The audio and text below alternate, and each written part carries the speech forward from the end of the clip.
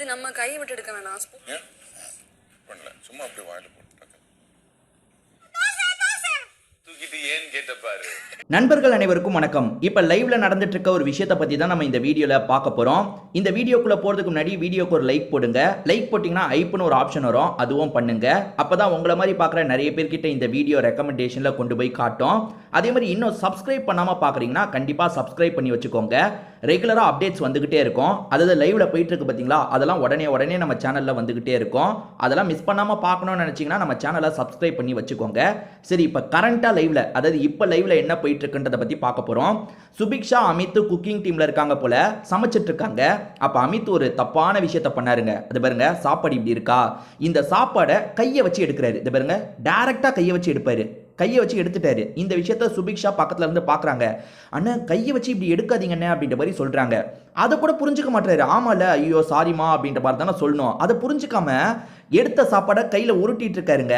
உருட்டினவர் என்ன சொல்லிட்டாருன்னா, நான் எச்சி பண்ணல, எடுக்க தானே செஞ்சிருக்கேன், இதை நான் அப்படியே சாப்பிட்டுருவேன் வாயில போட்டு அப்படின்ற மாதிரிலாம் சொல்லிட்டாரு. அது புரியுதுண்ணே, ஆனா கையை வச்சு எடுக்கக்கூடாது. இதோ இவ்வளவு சாப்பாடு இருக்கு, நீங்க ஸ்பூனை வச்சு எடுங்க. ஏன்னா மற்றவங்க பார்த்தா அதை சாதாரணமா எடுத்துக்க மாட்டாங்க. ஏற்கனவே இந்த மாதிரி இஷ்யூலாம் வந்திருக்குண்ணே, கையை வச்சு டைரக்டா எடுக்காதீங்க, ஸ்பூனை வச்சு எடுங்கன்ற மாதிரி சொல்றாங்க. இவர் முதல்ல எப்படி கையை வச்சு எடுக்கணும்னு நினைச்சாருன்னே தெரிலங்க. வீட்லயே கையை வச்சு எடுக்கிறதுக்கு யோசிப்பாங்க. இவர் சாதாரணமா கையை விட்டு எடுத்துட்டாருங்க. அவ்வளோ பேர் சாப்பிட போறது இல்ல. சரி விடுங்க. இது ஒன்று பண்ணாரா, இதை தாண்டி கையில எடுத்து அந்த சாப்பாடை உருண்டை மாதிரி உருட்டுறாரு. லட்டெல்லாம் உருட்டுவாங்க பார்த்தீங்களா, அந்த மாதிரி உருண்டை மாதிரி உருட்டிட்டு இருக்காரு. சரி, இவர் கையில அழுக்கு இல்லைன்னு நினைக்கிறாரு, உருட்டுறாரு. இவர் சாப்பிட்டா கூட ஓகே, ஏன்னா நம்ம எல்லாருமே பண்ணுவோம். நம்ம கை நமக்கு சுத்தமாக தான் தெரியும். நம்ம கையில நம்ம ஏதாவது ஒன்று பண்றோம்னா அதை சாப்பிட்றதுக்கு நம்ம கூச்சப்பட மாட்டோம். நம்ம நிறைய பேர் பண்ணுவோம், ஓகேவா. சரி, அதை கையில வச்சு உருட்டினவர், பார்வதி டேஸ்ட் பண்றியா அப்படின்ற மாதிரி அந்த உருண்டையை பார்வதி வாயில போட்டு விட்டுட்டாருங்க. கொடுமை. அது பார்க்கும் போதே எவ்வளவு டிஸ்கஸ்டிங்கா இருக்கு. பார்வதிக்கு இது தெரியுமா தெரியல. அவரு பார்வதி பக்கத்துல தான் பழம் வெட்டிட்டு இருக்காங்க. ஆனா இவர் கையில இவ்வளவு நேரம் உருட்டினாரு அப்படின்றதெல்லாம் பார்வதிக்கு புரிஞ்சதா என்னன்னு தெரியல. அவர் டேஸ்ட் பண்றியான்னு கேட்டோம்னா சரின்ற மாதிரி சொல்லிட்டாங்க. அவர் வாயில போட்டுட்டாரு. பார்வதி சாப்பிட்டு பார்த்துட்டு என்ன சொல்றாங்கன்னா, உப்பு கொஞ்சம் கூட போடலாம், கம்மியா இருக்கிற மாதிரி இருக்கு, சப்புன்னு இருக்குன்ற மாதிரி சொல்றாங்க. அவ்வளவுதானே, போட்டுலாம் அப்படின்ற மாதிரி இவங்க ரெண்டு பேருமே பேசிக்கிட்டே உப்பெல்லாம் போடுறாங்க. ஸோ அமித் இந்த விஷயம் பண்ணது எனக்கு ஒரு மாறு இருந்ததுங்க. எப்படி அவர் முதல்ல அவ்வளோ சாப்பாடு இருக்கு, அதில் டைரக்டா கையை வச்சு எடுக்கிறாருங்க. ஒரு மனுஷன் கையை சுத்தமாவே இருக்கட்டும், எப்படி டைரக்டா கையை வச்சு எடுப்பீங்க? ஸ்பூனை வச்சு அதை கையில போட்டுக்கிட்டா பரவாயில்ல. சரி, அது கூட பரவாயில்ல. சுபிக்ஷா கையை வச்சு எடுக்காதீங்கன்னு சொல்றாங்க, அதை உடனே புரிஞ்சுக்க மாட்டாருங்க. ஏன் கையை வச்சு எடுக்கக்கூடாதுன்னு கேள்விலாம் கேட்கிறாரு. எனக்கு அதுதான் ரொம்ப ஷாக்கிங்கா இருந்தது. சரி, இதே சமயம் உள்ள நடந்த விஷயத்தை பத்தி பார்ப்போம்.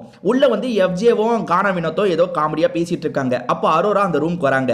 அப்ப கானா வினோத் இருக்கார்ல, நீ வாமான்ற மாதிரி அங்க இருக்க ஒரு கேமரா கிட்ட கூட்டு போயிடுறாரு. அதாவது சூப்பர் டீலக்ஸ்க்குன்னு ஒரு ரூமை ஒதுக்குனாங்கல்ல, அங்க ஜக்கூசிக்கு பக்கத்துல ஒரு கேமரா இருக்கும். அந்த கேமரா கிட்ட இந்த பொண்ணை கூட்டு வந்துடுறாரு. கூட்டு வந்தவர் கண்ணத்தை பிடிச்சி கொஞ்சிறாரு. நீ நான் சொல்ற மாதிரி மட்டும் பண்ணு, தோசைன்னு வித்தியாசமான வாய்ஸ்ல சொல்லுன்ற மாதிரி சொல்றாரு. ஆக்சுவலா எஃப்ஜேக்கும் இவருக்கும் போச்சு பாத்தீங்களா, அதுல இந்த டைலாக்லாம் வந்தது போல எஃப்ஜேவை கிண்டல் பண்றதுக்காக இந்த விஷயத்த சொல்ல வைக்கிறாரு போல. தோசைன்னு வித்தியாசமான சவுண்ட்ல சொல்லு அப்படின்ற மாதிரி சொல்றாரு. இந்த பொண்ணுக்கு ஒண்ணுமே புரியல. அரோராக்கு எதுக்காக தோசைன்னு சொல்றாருன்னே புரியல. இந்த பொண்ணுமே கேமராக்கு பக்கத்துல வந்துட்டு வாய்ஸை மாத்திக்கிச்சு. அதாவது ஒரு தோசை அப்படின்னு வித்தியாசமா சொல்லுது. ஒரு வாட்டி சொன்னதுக்கு அப்புறமா கானா வினோத் இன்னொரு வாட்டி சொல்லுன்ற மாதிரி சொல்றாரு. ஏன்ற மாதிரி இப்பதான் அரோரா கேட்கறாங்க. இல்ல சொல்லுன்ற மாதிரி சொல்றாரு. ஒரு ஸ்டேஜ்ல ரெண்டாவது வாட்டியும் அரோரா சொல்லிடுறாங்க.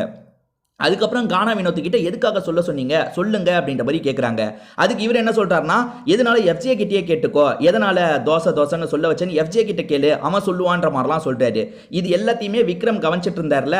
விக்ரம் என்ன சொல்றாருன்னா, நீ முதலையே கேட்டிருக்கணும், கையை தூக்குனதுக்கு அப்புறம் எதுக்குன்னு கேட்டா எப்படி? நீ வந்து அவர் சொல்லும் போதே ஏன்னு கேட்டுட்டு அதுக்கப்புறம் காரணத்தை புரிஞ்சு சொல்லியிருந்தா பரவாயில்ல, ஆனா பண்ண சொன்னதை பண்ணிட்டு அதுக்கப்புறம் நீ வந்து ஏன்னு கேட்டா எப்படிமா அப்படின்ற மாதிரி கிண்டலா கேட்கிறாரு. ஆக்சுவலா ஒரு படத்துல கையை தூக்கணும்னா உடனே அவர் தூக்கிடுவாரு. தூக்குனதுக்கு அப்புறம் எதுக்குன்னு கேட்பாரு. ஏன் கையை தூக்குறதுக்கு முன்னாடி தானே நீ கேட்டிருக்கணும் அப்படின்ற மாதிரி அந்த காமெடி சீன் வரும். அதை மென்ஷன் பண்ணி தான் விக்ரம் சொல்றாரு. அதே மாதிரி கானா வினோத் எதுக்காக தோசைன்னு சொல்ல சொன்னாரு அப்படின்றது கிளியரா தெரியல. ஏன்னா அதுக்கு முன்னாடி கிளிப்பிங்க நான் பார்க்கல. பார்த்தவங்க எதனால சொல்ல சொன்னாரு அப்படின்றத சொல்லுங்க, நானுமே பார்த்து தெரிஞ்சுக்கிறேன்.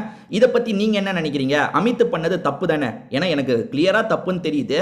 உங்க கருத்து என்னன்றதை சொல்லுங்க. திரும்பி வேற ஒரு வீடியோல நம்ம பார்ப்போம்.